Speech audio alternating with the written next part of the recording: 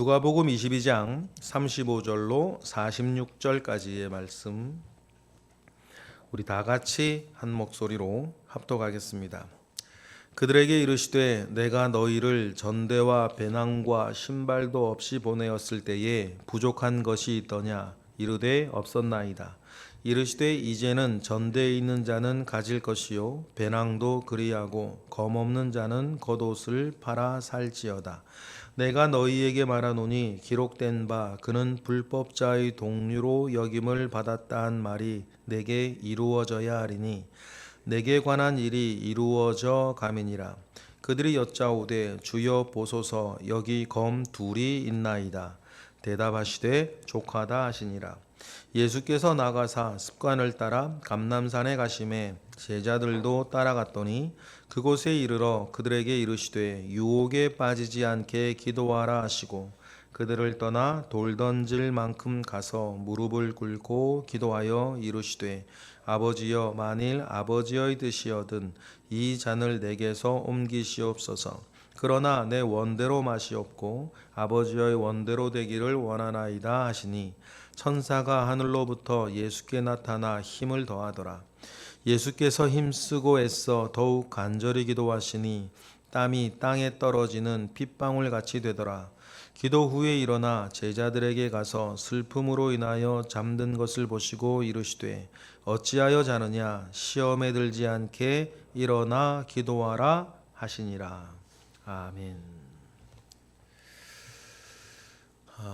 믿음이 무엇이냐 규정할 때 한 또 모습이 우리가 어떤 일을 행하고 어떤 삶을 살아갈 때의 동기와 힘이 배경이 되어지는 것이 믿음이다. 이렇게 우리가 이야기할 수 있는데 믿음을 그렇게 생각했을 때에 믿음이 우리의 실상에는 일어나는 양상은 두 모양이 되죠. 믿으니 가는 겁니다. 믿으니 밀어붙이는 거예요. 믿으니 하나님이 해주실 줄 알고 가는 거예요. 믿음이 한 모양이죠. 그러나 이 장단점이 있을 겁니다. 또 다른 양상이 있어요. 믿기 때문에 철저히 준비하는 겁니다. 믿기 때문에 계산하는 거예요.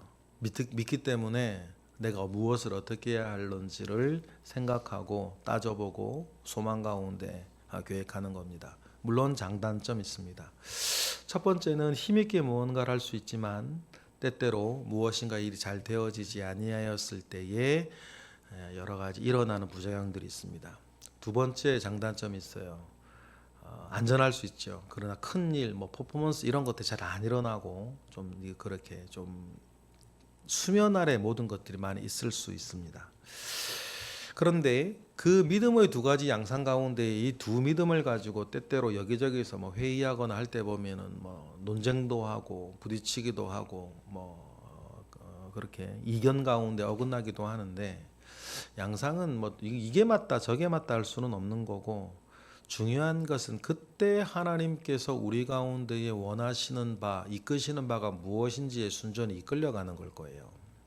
그러면 믿음이 내가 살아가는 힘과 동기라고 했을 때 어떤 방향으로 내 믿음이 흘러갈 것이냐 생각을 하면 그 이끌림을 받기 위해서는 성령의 인도하심과 성령의 인도하심을 받기 위한 개인의 기도들이 중요하다.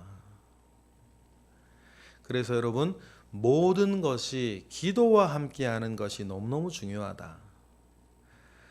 기도에서 이기면 여러분 만사에서 이기는 법입니다.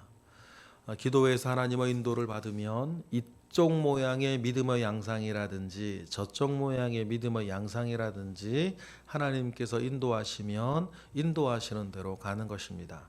그러니 여러분 우리가 언제나 기도의 현장에서 승리하면 삶의 현장에서도 승리할 것이다. 승리한다라고 하는 믿음 가운데 또한 나아가시기를 주님의 이름으로 축복합니다.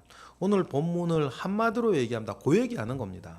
그 은혜를 우리가 얻을 수 있어요. 주님과 주님의 제자들도 마찬가지입니다. 믿음으로 가야 할 때가 있고 믿음으로 만반의 준비를 해야 할 때가 있는 것 아닙니까?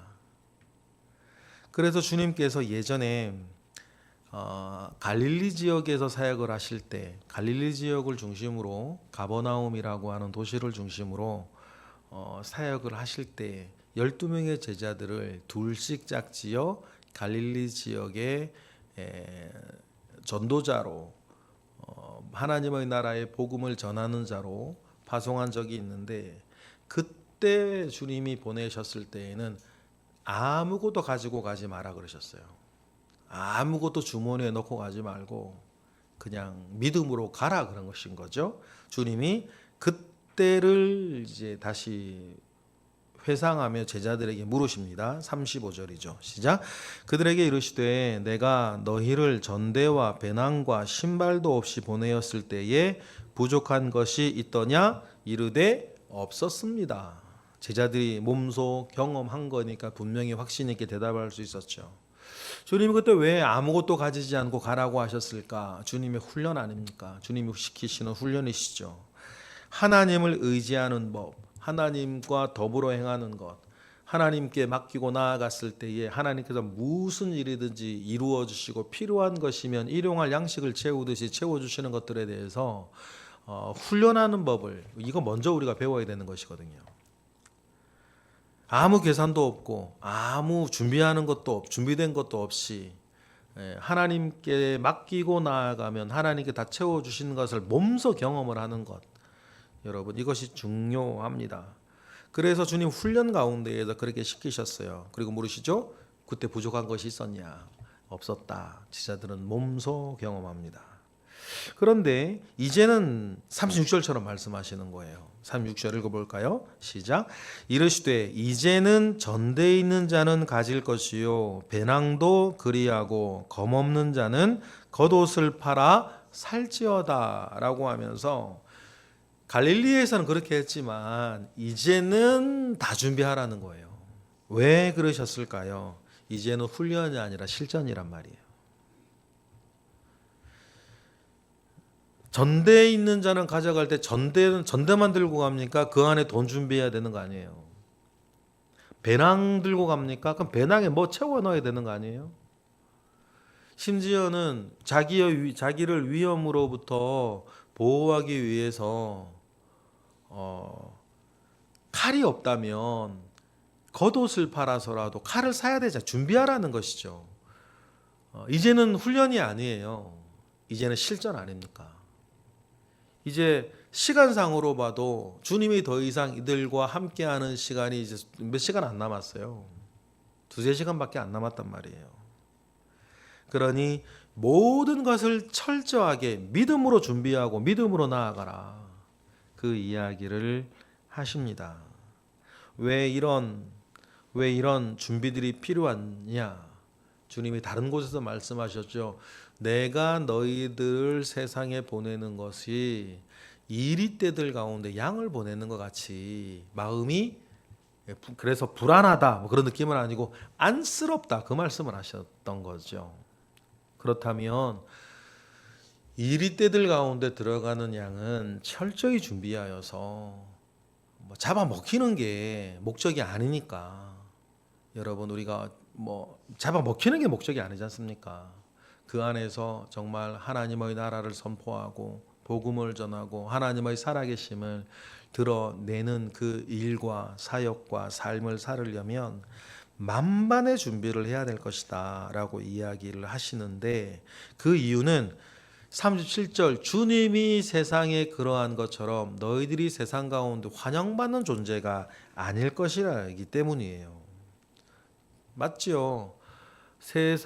너희들이 세상에 속하였으면 세상의 너희들을 사랑할 것이나 너희들은 세상에 속하지 아니하였으니 세상이 너희들을 사랑하지 아니할 것이다 라는 말씀과 같아요. 지금도 마찬가지예요.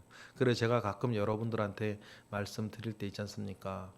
믿음을 가지고 이 세상에 나아가 살고 사역을 하는데 불편한 게 하나 없다고? 그러면 세상이 잘못됐든지 내 믿음이 잘못됐든지 둘 중에 하나예요.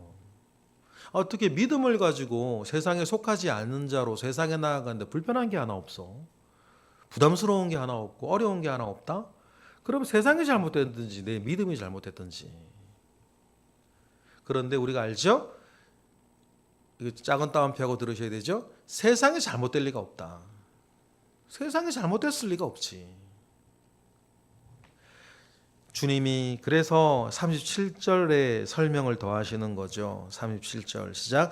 내가 너희에게 말하노니 기록된 바 그는 불법자의 동류로 여김을 받았다 한 말이 내게 이루어져야 하리니 내게 관한 일이 이루어져 가고 있다. 너희도 그럴 거다 그 말이에요. 그러니까 불법자의 동류, 내가 범죄자 취급을 받을 거다 그 말 아닙니까? 내가 범죄자 취급을 받을 텐데 그 말이 이루어져 가고 있다. 왜냐하면 당연합니다. 여러분 왜 그러냐면 믿음을 가지고 세상을 사는 것이 불편한 게 정상이다. 어떤 면에서는 그 말이 왜 그러냐면 세상은 세상의 법이 있고 주님이 하나님의 나라를 이야기할 때 가장 중요한 개념은 통치 개념이라고 했는데 세상의 통치를 받지 않고 하나님의 통치를 받으며 살아가는 사람이 세상에 있는데 그 세상이 그 사람을 사랑하겠는가? 그런 세상에 사는 게 편하겠는가? 편하면 이상하게 되는 거예요. 그럴 수가 없다는 거죠. 그러니 이 세상 가운데에서 세상의 법을 따르지 않고 하나님의 법을 따라 사니 세상에서는 여러분 불법자처럼 되는 거 아니에요. 세상에서는 범죄자처럼 되는 거 아닙니까? 그러니 이 생리를 잘 이해하고 그들 가운데 나아가야 한다. 그 주님이 비유로 말씀하신 바와 같이 악한 포도원의 농부 비유와 같은 거예요. 이 포도원은 원래 주인 거 아닙니까? 그런데 악한 농부들이 자기 것 삼으려고 자기 법을 만들고 있는데 그 포도원에 들어가서 하나님이 주인인 되심을 말하고 있는데 악한 농부들이 그 말하는 사람을 가만 내버려 두겠냐고. 그렇죠? 그 영적 생리는 2000년 전이나 지금이나 같아요. 여러분 집안이나 가정에서도 그럴 수도 있어요. 직장에서 그럴 수도 있고 세상에서 그럴 수도 있어요. 근데 그걸 너무 두려워할 필요는 없다. 때때로 여러분 믿는 이들이 여차저차해서 요즘은 너무 예의를 차리는 것 같아요. 마치 우리가 예의를 깍듯이 지키면 그들이 예수 믿을 것처럼 천만의 말씀 아닙니까? 예의 지켜서 예수 믿는 사람이 어디 있어요? 예수 믿는 거 복음을 전해서 믿는 거지.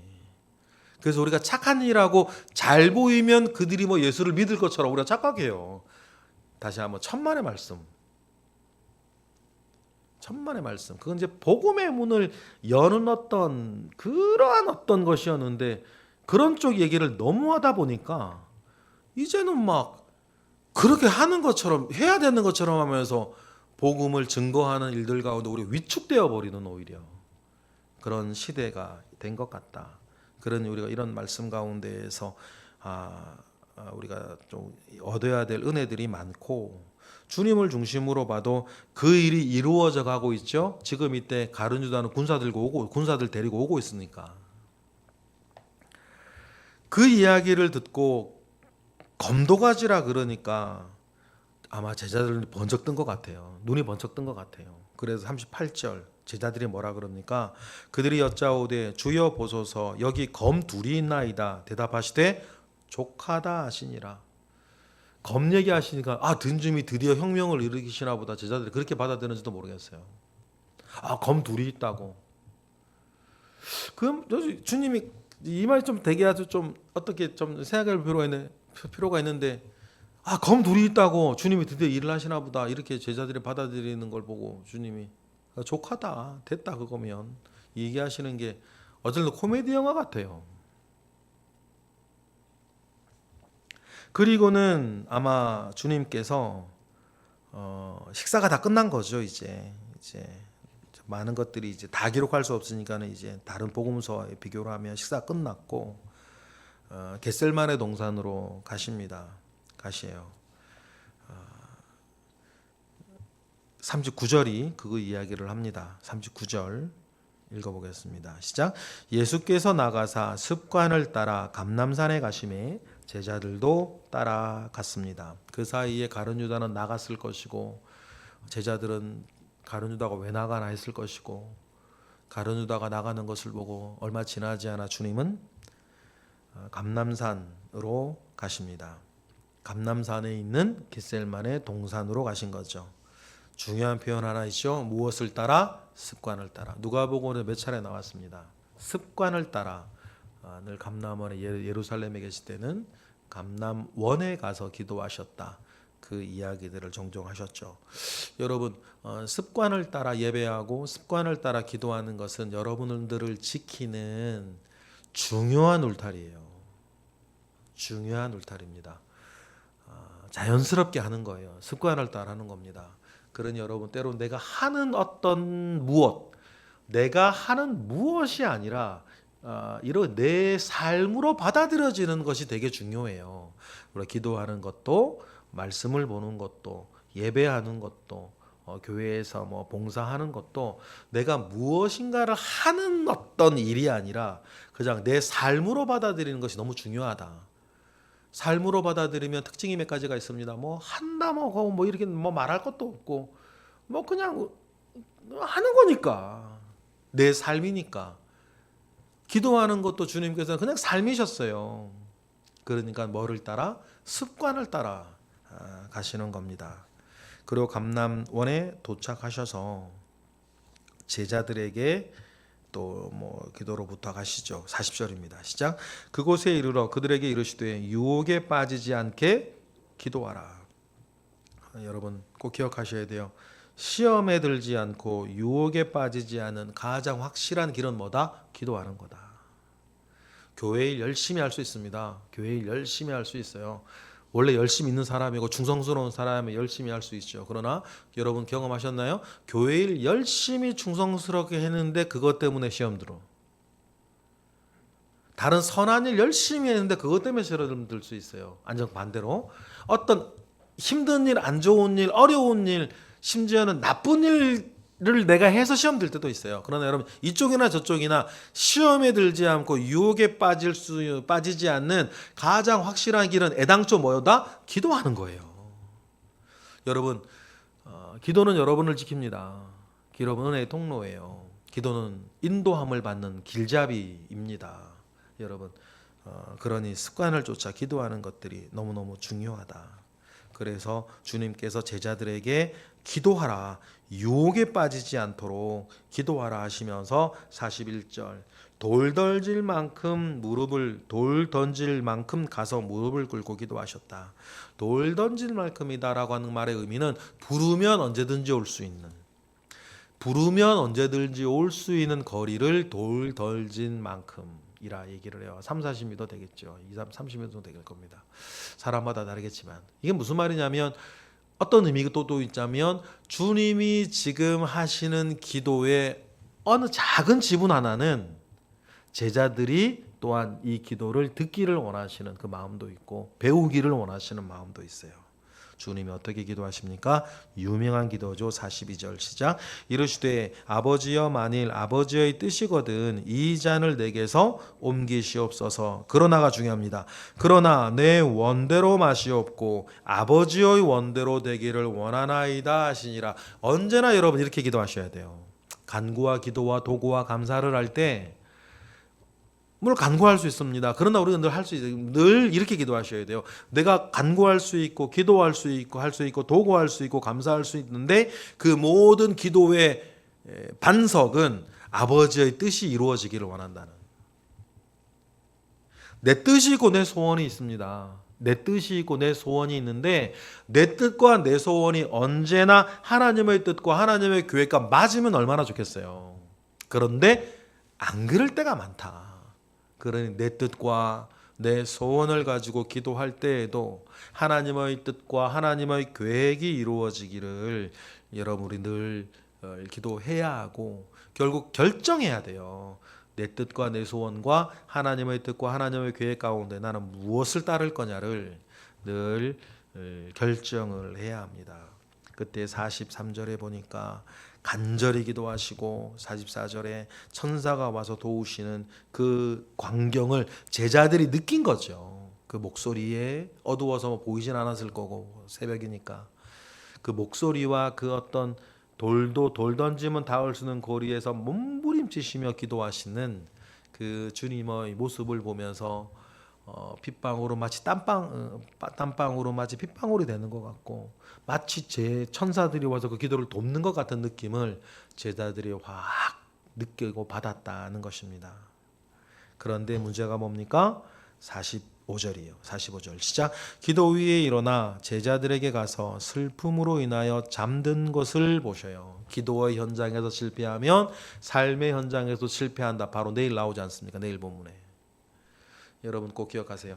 기도의 현장에서 실패하면 삶의 현장은 실패하는 것이다. 기도의 현장에서 승리하고 있는 주님과 기도의 현장에서 지금 패배하고 있는 제자들이 나타내는 삶의 직후의 열매는 여러분들이 아세요. 주님이 그렇게 부탁을 하셨는데도 불구하고 잠들어 있는 제자들을 보시면서 46절처럼 말씀하십니다. 우리의 말로 받읍시다. 다 같이 시작. 이르시되 어찌하여 자느냐 시험에 들지 않게 일어나 기도하라 하시니라. 시험에 들지 않게 일어나 기도하라 하시니라 하십니다. 여러분 그렇습니다. 모든 것은 기도라고 하는 반석 위에 떠받쳐져 있어야 함을 믿습니다. 믿음이라 하더라도 내가 덮어놓고 가는 믿음이냐 지금이, 아니면 믿기에 철저히 준비하고 계획해야 되는 것이냐까지도 여러분 뭐에 떠받쳐져 있어야 된다? 기도와 간구와 도구와 감사 위에 떠받쳐 있어야 한다. 그 은혜 가운데에서 주님의 선하시고 온전하시고 기뻐하신 하나님의 뜻과 하나님의 계획이 이루어지기를 원하고 원하니 또 따르는 그런 승리가 저와 여러분의 삶에 있기를 주님의 이름으로 축복합니다. 기도하겠습니다. 하나님 감사합니다. 크신 은혜 가운데에 우리와 함께 하시옵소서. 하나님 아버지의 선하시고 온전하시고 기뻐하신 뜻이 우리 가운데 있음을 믿습니다. 그 뜻을 알게 하시고 그 뜻을 따르게 하시고 그 뜻 가운데 승리하게 하시옵소서. 기도의 자리에서 먼저 이기게 하시고 삶의 현장에서 당연히 또한 이기게 하옵소서. 드려지는 1000번째 예물 가운데 주님 함께 하시고 오늘도 새벽을 깨워 기도하는 이들, 습관을 쫓아 기도하는 이들에게 주님 함께 하시옵소서. 예수 그리스도의 이름으로 기도드렸나이다. 아멘.